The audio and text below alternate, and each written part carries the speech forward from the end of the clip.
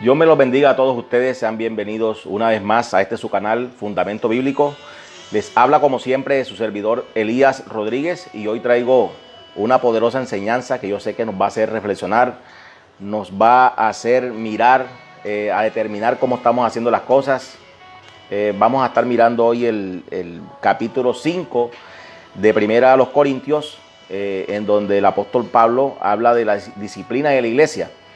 Este es un tema que es relevante, pero hoy muchos lo tienen como irrelevante y ya no están aplicando la disciplina dentro de la iglesia, y eso ha permitido que muchas congregaciones hayan sido permeadas por el pecado y poco a poco se han ido apartando de la doctrina, y hoy en base al pensamiento de algunos, al criterio de algunos líderes, vemos congregaciones llenas de pecado, donde realmente no habita el Señor. El apóstol Pablo fue muy enfático en hacer esta observación y dice en 1 Corintios 5, vamos a leerlo, porque esta palabra que el Señor me ha dado en forma de enseñanza, yo sé que nos va a hacer reflexionar en esta hora. Vamos a leer 1 Corintios capítulo 5 del 1 al 13, el capítulo completo para entrar en contexto. Los textos, los pasajes que tenga que explicar, los voy a explicar, los que no, los voy a estar leyendo, pero lo importante es extraer la sustancia de lo que el escritor nos quiso transmitir en su momento. 1 Corintios 5 del 1 en adelante, vamos al versículo 1, dice: de cierto se oye que hay entre vosotros fornicación, y tal fornicación cual ni aún se nombra entre los gentiles, tanto que alguno tiene la mujer de su padre, y vosotros estáis envanecidos.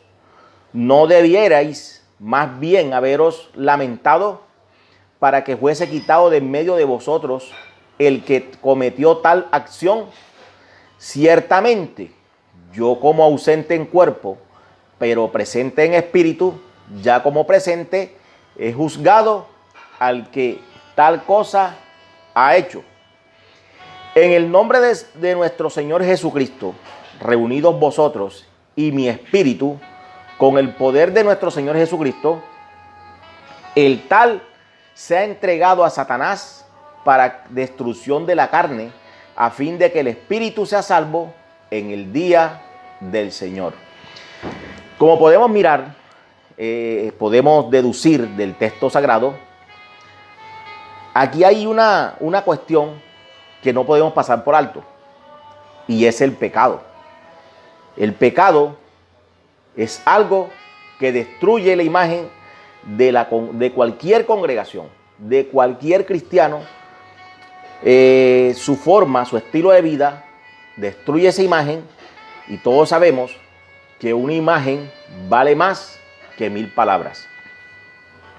Sabemos que aquí el apóstol está amonestando a la iglesia de los Corintios, porque sabemos que Corinto era una ciudad pagana en la cual se practicaba una serie de pecados, y que además esta congregación que vivía en ese entorno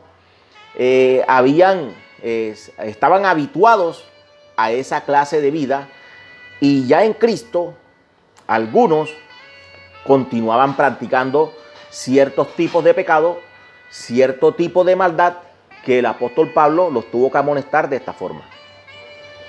Pero ¿en base a qué? ¿En base a qué texto está el apóstol Pablo diciéndole que de cierto se oye que hay entre vosotros fornicación, y tal fornicación cual ni aún se nombra entre los gentiles? Cuando el apóstol habla de gentiles, está hablando del término griego etnos, con número Strong 1484, que dice que originalmente multitud significa multitud, el término gentiles en plural, y dice que denota nación o pueblo. La referencia es a Israel restaurada. Se usa el término naciones o gentiles para marcar diferencia entre ellos y los creyentes en el Cristo o el Mesías. ¿Por qué el apóstol los está amonestando de que debía haber una diferencia entre el comportamiento de ellos y los gentiles? Gentiles en ese caso eran la gente que lo rodeaba. El comportamiento de la gente de esa ciudad era ese, y para ellos era algo bueno, porque muchos veían el pecado como una especie de practicar algo bueno. Pero el apóstol les dice a ellos que estaban permitiendo una maldad que ni aún los gentiles lo tomaban como algo apropiado. Porque todos sabemos que cuando hablamos de naciones no quiere decir que todas las naciones estaban en un grado de degradación moral, sino que habían ciertas personas que aún les dolía ver la maldad ser practicada por las demás personas. Entonces, en términos generales, los gentiles practicaban este pecado y eso llegó a la congregación de los corintios. Pero ¿en base a qué texto bíblico el apóstol Pablo los está amonestando? Porque todos sabemos que los apóstoles amonestaban a las personas no en base al criterio de las personas que estaban alrededor, sino en base a las escrituras del Antiguo Testamento. Vámonos al libro de Levítico, capítulo 18, del 1 al 8. Vamos a leerlo. A mí me gusta leer mucho la palabra para entrar en contexto. Vamos a ver. Levítico 18, del 1 en adelante, dice: habló Jehová a Moisés diciendo. Ojo cómo empieza el escritor, dice: habló Jehová a Moisés diciendo, habla a los hijos de Israel y diles: yo soy Jehová vuestro Dios, no haréis como hacen en la tierra de Egipto, en la cual morasteis, ni haréis como hacen en la tierra de Canaán, a la cual yo os conduzco, ni andaréis en sus estatutos.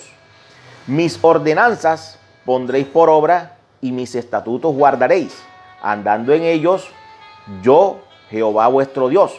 Por tanto, guardaréis mis estatutos y mis ordenanzas, las cuales haciendo el hombre, viviré en ellos yo, Jehová. Versículo 6 dice: ningún varón se llegue a parienta próxima alguna para descubrir su desnudez, yo, Jehová. La desnudez de tu padre o la desnudez de tu madre no descubrirás. Tu madre es, no descubrirás su desnudez. Versículo 8 dice: la desnudez de la mujer de tu padre no descubrirás, es la desnudez de tu padre. Vamos a ver qué dice el versículo en la Nueva Versión Internacional, que es un lenguaje más actual. Dice: no tendrás relaciones sexuales con la esposa de tu padre, porque sería como tenerlas con él. Fíjense que la Nueva Versión Internacional nos está hablando de relaciones sexuales. O sea, el término descubrir la desnudez en el Antiguo Testamento implicaba tener relaciones sexuales. Aquí el lenguaje más actualizado de la Nueva Versión Internacional nos está hablando de que tener relaciones sexuales con una madrastra era similar a tener relaciones sexuales con el propio padre de la persona. Y vemos que ese pecado estaba en Corintio, en la iglesia de los Corintios, y estaba siendo practicado por un cristiano. Pero la pregunta que que nos trae a colación este pasaje es que posiblemente ese cristiano llegó a la iglesia ya con ese pecado. Es decir, de pronto, como ellos estaban acostumbrados a practicar ese tipo de maldad, es muy posible que cuando él llegó a los pies de Cristo, ya estaba teniendo esa relación con su madrastra. Otros dicen que estando dentro de la iglesia, ya él siendo cristiano, se lanzó a practicar ese tipo de pecado. Pero fuere cual fuere, el motivo, la causa, la razón o la circunstancia que llevó a este personaje a practicar esa maldad no fue del agrado del apóstol Pablo, porque estaba pecando delante de Dios. Pero ese pecado tenía en el Antiguo Testamento, en la ley de Moisés, tenía unas consecuencias, y lo vamos a ver en Levíticos 20.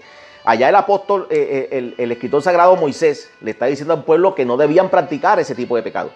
Pero en el capítulo 20, en el versículo 10, nos da el castigo para los que practicaban ese tipo de maldad. Dice aquí, si alguien comete adulterio con la mujer de su prójimo, tanto el adúltero como la adúltera serán condenados a muerte. Estoy leyendo la Nueva Versión Internacional. Si alguien se acuesta con la mujer de su padre, deshonra a su padre. Tanto el hombre como la mujer serán condenados a muerte, de la cual ellos mismos serán responsables. Fíjense que en la palabra dice que el castigo para ellos era la muerte. Pero acá vemos que los líderes de esa congregación estaban, dice aquí, vamos a leerlo, dice, y vosotros estáis envanecidos. No debierais más bien haberos lamentado para que fuese quitado de en medio de vosotros el que cometió tal acción. El apóstol está indignado, dice, claro, lógico, ustedes están permitiendo un pecado y si comienzan, dice aquí, vamos a seguir leyendo. Ciertamente yo como ausente en cuerpo, pero presente en espíritu, ya como presente he juzgado al que tal cosa ha hecho. En el nombre de nuestro Señor Jesucristo, reunidos vosotros y mi espíritu, con el poder de nuestro Señor Jesucristo, el tal se ha entregado a Satanás para destrucción de la carne, a fin de que el espíritu sea salvo en el día del Señor Jesús. Muchos ven este pasaje, en esa parte que dice que el tal se ha entregado a Satanás.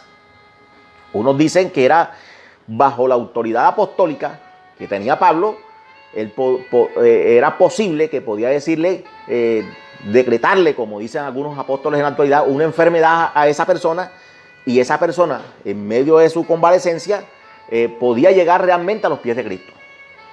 Otros dicen que era posible que lo expulsaran de la congregación y una vez fuera de la cobertura de la iglesia, esa persona quedaba en manos de Satanás, y todos sabemos que Satanás mira a aquellos que se convierten a Cristo como traidores, y una vez que entran en pecado, el diablo, en vez de darle cosas buenas, los comienza a azotar. Yo nunca he visto un cristiano que se aparte de los caminos de Dios y que le vaya bien. Sí sé que hay gente que no quiere saber nada de Dios y le va bien. Le va bien aparentemente porque prosperan económicamente y tienen sus buenos empleos, sus buenos negocios, pero un cristiano que conociendo las Escrituras, que practicando la palabra de Dios, recapacite y se aparte, yo nunca he visto un final feliz para esas personas. Entonces, de lo que está hablando el texto aquí, según algunos traductores, dicen de que era muy posible que si era expulsado de la congregación, quedaba bajo el poder de Satanás, bajo el poder del Dios de este siglo, como dice el apóstol Pablo en 2 Corintios, y era tomado, era azotado, y en medio de alguna enfermedad, de un momento de crisis, esa persona recapacitaba y podía pedirle perdón a Dios, y si moría, era salvo. ¿Por qué? Porque el propósito de la disciplina en la iglesia no es que la persona se pierda. El propósito de la disciplina es que la persona recapacite y vuelva nuevamente a los pies de Cristo. Entonces, bajo ese argumento, muchos hoy en la actualidad no están practicando la palabra porque dicen que a ellos no les interesa poner disciplina porque eso es religiosidad, eso es legalismo, que hoy en día hay que darle amor al pecador para que el pecador se convierta. Pero vemos que la palabra de Dios no está diciendo eso. La palabra dice que hay que practicar la disciplina porque viene eso es un mandato de parte del Señor.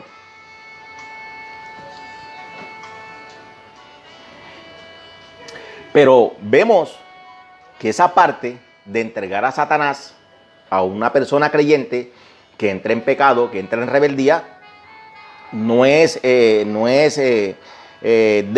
líder de la congregación, sino que era una decisión que se tomaba en consenso junto con otras personas. Vámonos a Mateo, capítulo 18, el Evangelio de Mateo. Hay algunos que todavía tienen el catolicismo encima, y cuando van a leer los evangelios, dice según San Mateo.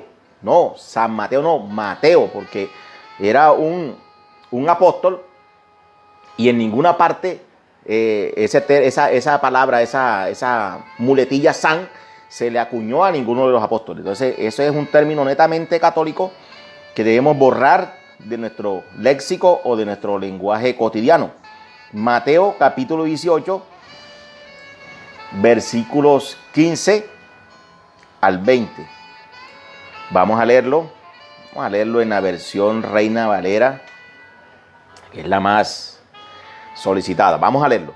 Por tanto, si tu hermano peca contra ti, ve y repréndele estando tú y él solos.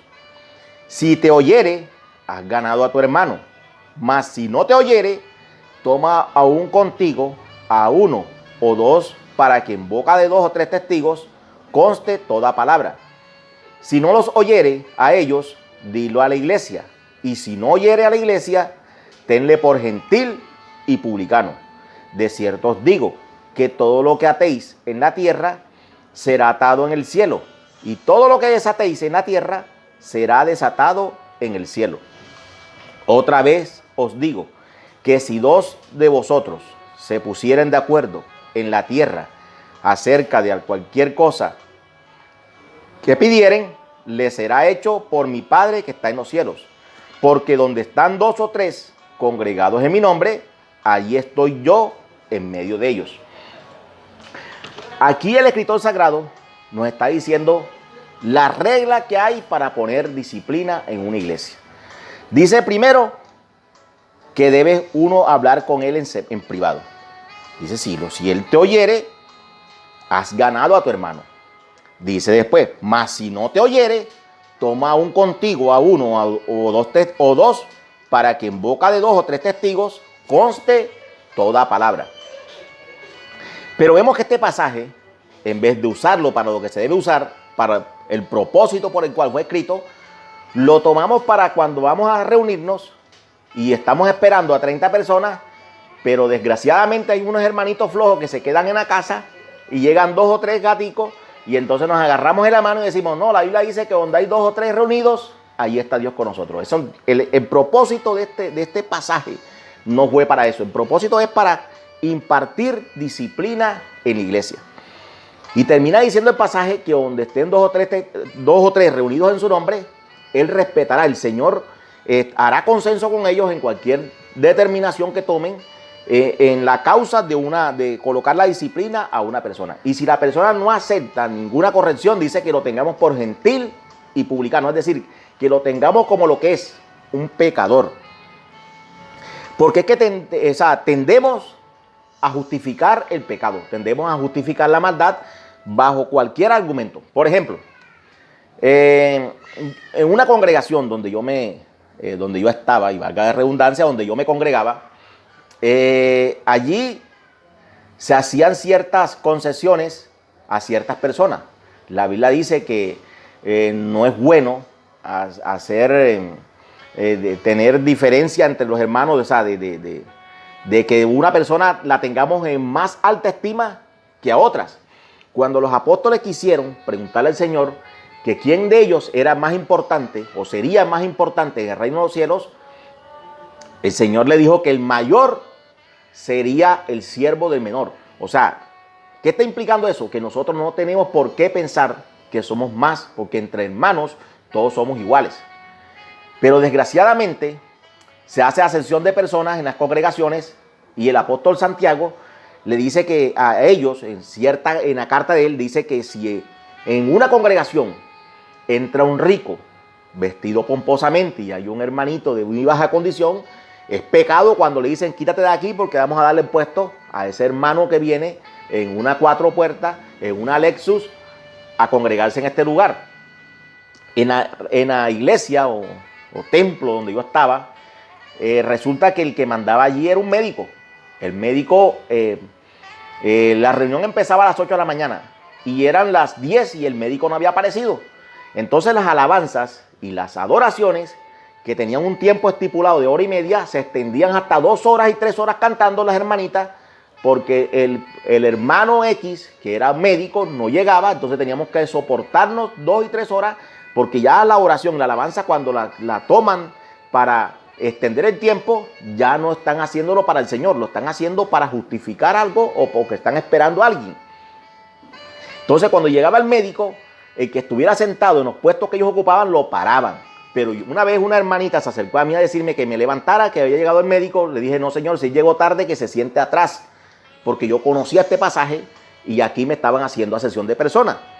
Luego, en la misma congregación, pero ya en otro lugar, también había un hermano, entre comillas, que ese hermano era borrachín, era borracho, era mujeriego, pero como tenía dinero, llegó y no pasó el proceso que todos pasamos en las congregaciones. A mí, por ejemplo, a mí me tocó en esa congregación barrer el piso, trapear, cuidar la iglesia de noche, hacer lo que comúnmente nos colocan a hacer a todos aquellos que no tenemos dinero cuando llegamos a una congregación. Pero los que tienen dinero, a los que tienen dinero no los pasan por ese proceso. A los que tienen dinero y a sus hijos, nunca los va a ver usted trapeando en una iglesia. Nunca los va a ver usted de ujieres, sino que automáticamente los colocan de ministros de alabanza y le otorgan los mejores cargos en ciertas congregaciones donde hay pastores que no tienen discernimiento, pero al que ven que es de baja condición lo colocan a hacer los oficios que ellos estiman son dignos para esa persona, como es lavar el baño, hacer aseo, porque dicen ellos, si no lo vas a hacer para el Señor, pero si no estuvieran haciendo asesión de personas, téngalo por seguro que también a esos hermanos que tienen dinero, que tienen buena posición social, también los colocarían a realizar ese tipo de labores. Entonces no hagamos asesión de personas y muchas veces gente que tiene un estatus social alto llegan en pecado a la iglesia, llegan practicando la maldad y están ministrando dentro de las congregaciones. Vemos que en la época de antes, cuando uno iba a una iglesia, uno tenía miedo hasta de mentirle al pastor. Pero hoy en día, como ellos saben que no hay disciplina, que no los van a poner en disciplina ni los van a amonestar por nada, porque de pronto dan unos buenos diezmos, unas buenas ofrendas, les toca ministrar y simplemente no van. Le dice, hermano, a usted le toca predicar tal día.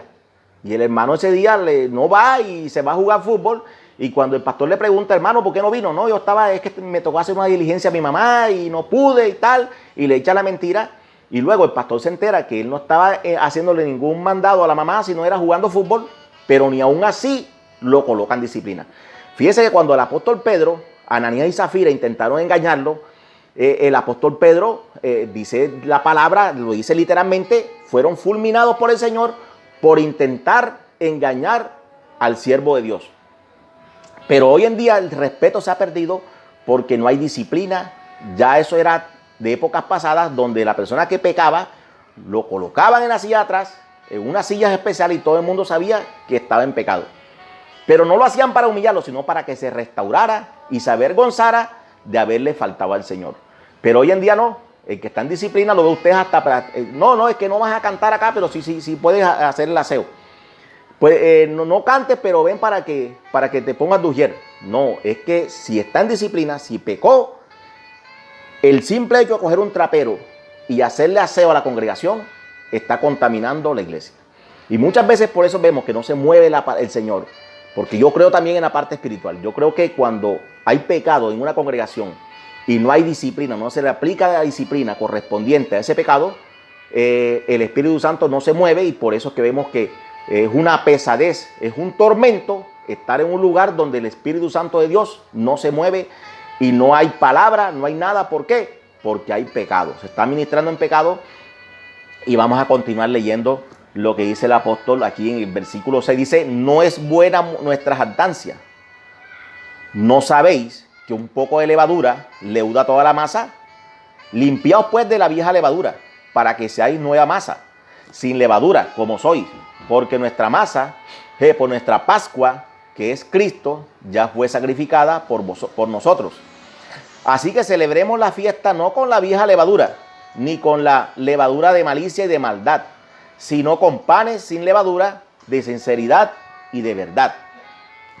Os he escrito por carta que no os juntéis con los fornicarios, no absolutamente con los fornicarios de este mundo, o con los ávaros, o con los ladrones, o con los idólatras, pues en tal caso os sería necesario salir del mundo.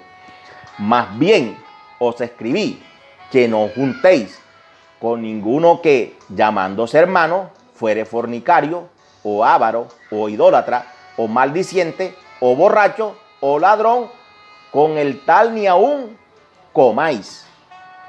Porque ¿qué razón tendría yo para juzgar a los que están fuera? ¿No juzgáis vosotros a los que están dentro? porque a los que están fuera Dios juzgará. Quitad pues a ese perverso de entre vosotros.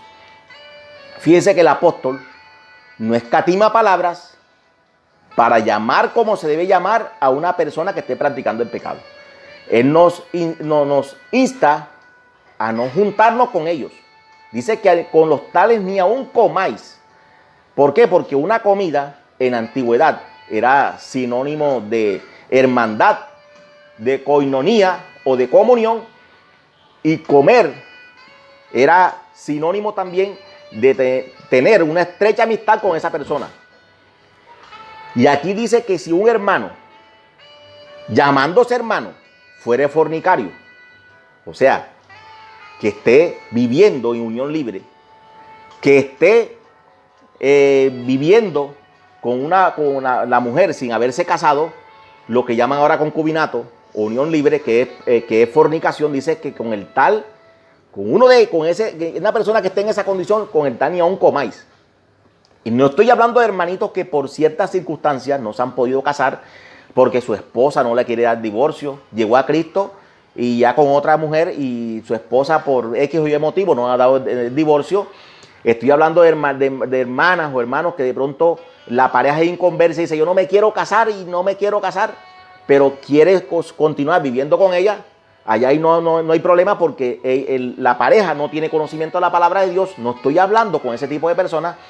Estoy hablando de parejas que van a la iglesia, le sirven al Señor, incluso hay pastores sirviéndole al Señor sin estar casados. Están en fornicación y dice aquí que no nos juntemos con esos perversos. El Señor nos llama perversos, el apóstol Pablo, y si Él los llama perversos, nosotros no podemos llamarlo de otra forma.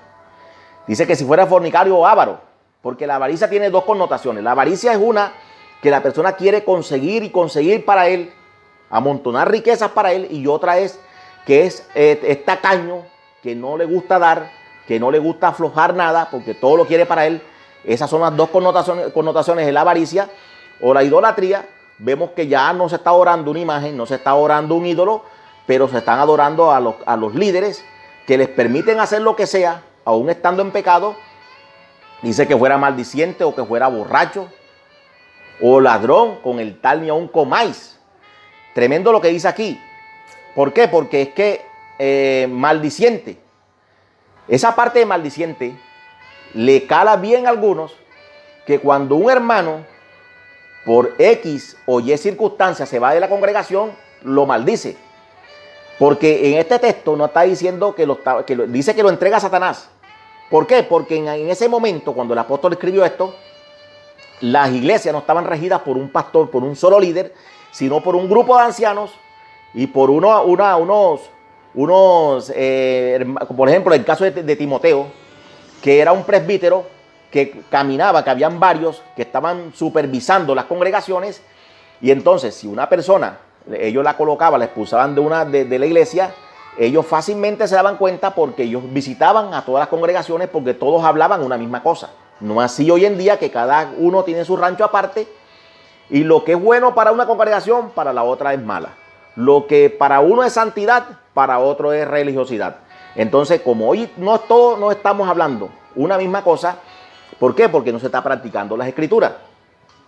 Entonces muchos se creen con autoridad del apóstol Pablo para maldecir a alguien, para decirle te vas de aquí y te va a ir mal en todo lo que emprendas a partir de hoy hasta que no vuelvas arrepentido aquí.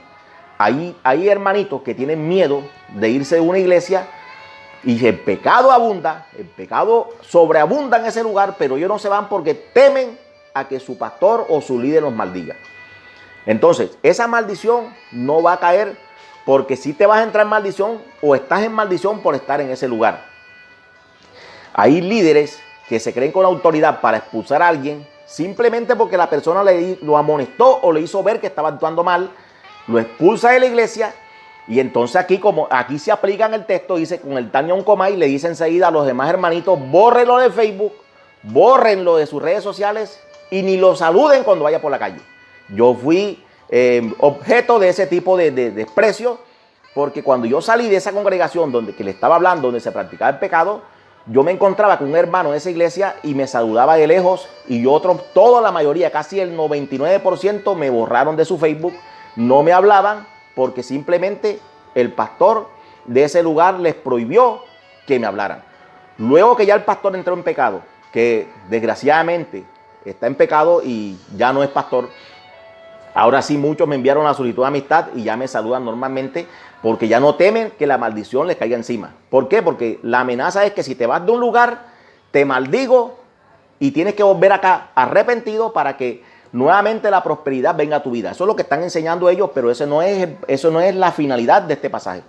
La finalidad de este pasaje es que te arrepientas y vuelvas a los pies de Cristo, o que no practiques pecados que eran condenados con pena de muerte y que incluso en este tiempo, si los practicas, te pueden hacer perder tu salvación. Entonces, mi hermano, mi amigo, el propósito de esta carta, el propósito de la disciplina de la iglesia es que sea practicada, pero bajo unos parámetros bíblicos, que no se tomen decisiones, sino en consenso con los líderes de esa o los ancianos de una congregación. Porque ya eso es cosa del pasado, ya no se ven los ancianos. Usted va a una iglesia y pregunta, ¿quiénes son los ancianos aquí? No, ninguno. Simplemente hay un pastor, la esposa del pastor, los hijos del pastor son los que mandan en la iglesia, pero en una iglesia sana, de sana doctrina, tienen que haber unos ancianos, y si se va a hacer un juicio sobre un pecado, tienen que llevar al que esté en pecado y sentarlo y entre todos hablarle para ver si se convierte a Cristo nuevamente o se arrepiente. Tienen que perdonarlo y dejarlo seguir en la congregación. Pero no pueden tomar determinaciones de expulsarlo de la iglesia. ¿Por qué? Porque esa persona necesita que lo restauren. Hay gente que pecó y que como no tiene dinero, como no tiene recursos económicos, simplemente lo ignoran en la congregación. Pero el que tiene medios para bendecir a esa congregación, ese hace y deshace y lo dejan practicar el pecado y lo ponen a servirle al Señor, estando, como dice el apóstol Pablo, dice que no, llamándose hermano, practique la maldad y aún así crea él que le está sirviendo al Señor. Entonces, tengamos mucho cuidado de entrar a practicar lo que Dios desaprueba, y que creyendo que por agradar al líder de esa congregación o por patrocinarle sinvergüenzuras a ese líder y me deje seguir sirviéndole al Señor en pecado, el juicio de Dios puede venir. Porque así como Ananías y Zafira perecieron, y no quiere decir que todo el mundo se va a morir, pero eso quedó instituido como un ejemplo para que no practiquemos la maldad, para que le sirvamos al Señor de corazón, para que nuestros propósitos en los caminos del Señor sean sanos y sean para bendición de todos aquellos que nos escuchan. Entonces, mi querido amigo, mi querido hermano, si estás en un lugar donde se está practicando todo este tipo de cosas, de que hay hermanos que llamándose hermanos son ávaros, son borrachos, son mentirosos, son tramulleros, son embusteros, como decimos aquí en la costa, comienza tú a sentarlos y amonéstalos. Y si ves que ahí se sigue practicando, que en vez de hacerte caso porque tú quieres que se practique las cosas bien delante de Dios y te expulsan, búscate otra congregación y exponle a ese líder de ese lugar lo que sucedió, porque lo primero que te van a preguntar, ¿tú dónde vienes? Y si ellos llaman allá a preguntar, ellos no van a decir, no, él se fue de aquí, te van a decir, se fue por rebelde, porque cuando tú sales de un lugar, cuando estás en el lugar, te dicen que tú eres una bendición. Pero una vez tú sales de ese lugar, dicen que Dios está limpiando la escoria, Dios está limpiando el mugre, la suciedad de ese lugar, y que todos los que estén en pecado se van a ir de ese lugar, porque lo que están en pecado son ellos, pero como ellos quieren justificar, ellos dicen que todo el que se vaya es porque Dios lo está sacando, Dios está limpiando la basura, lo que no sirve de ese lugar. Entonces no se te haga extraño que te suceda esto que estoy diciendo, porque yo pasé por ese proceso. Yo fui despreciado, yo fui vilipendiado, pero no quiere decir de que yo estaba en pecado, simplemente porque practico la palabra de Dios. Entonces ten mucho cuidado, porque estas cosas es para que nos despertemos. Cuando estas cosas se escribieron es para que nos despertemos y para que amonestarnos para no caer en este tipo de circunstancias, para no creer que aún siendo pecadores con el rótulo de cristianos vamos a llegar a ninguna parte, porque por eso es que mucho pueblo de Dios está en derrota, porque no se está practicando la verdad. Entonces, mi amigo, mi hermano, que este mensaje te haya servido de mucha bendición, que te despiertes, que te levantes. Si estás practicando la maldad, deshazte de eso, renuncia al pecado, vuelve a la senda del Señor, que el Señor te perdona, porque para eso son estos mensajes, para despertarnos y hacernos ver que hay un Dios en los cielos que es perdonador y que a través de nuestro Señor Jesucristo perdona cualquier tipo de pecado que cometamos. Si nos arrepentimos, el Señor nos perdona. Hay un tiempo, dice la palabra de Dios, que más vale perro vivo que león muerto. Si estás en pecado, arrepiéntete, que el Señor te perdona, porque tenemos un Dios grande y poderoso.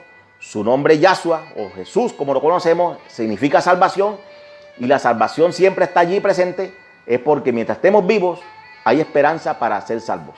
Que Dios me los bendiga, que Dios me los guarde y que la paz de nuestro Señor Jesucristo sea sobre todos nosotros en esta hermosa hora. Shalom.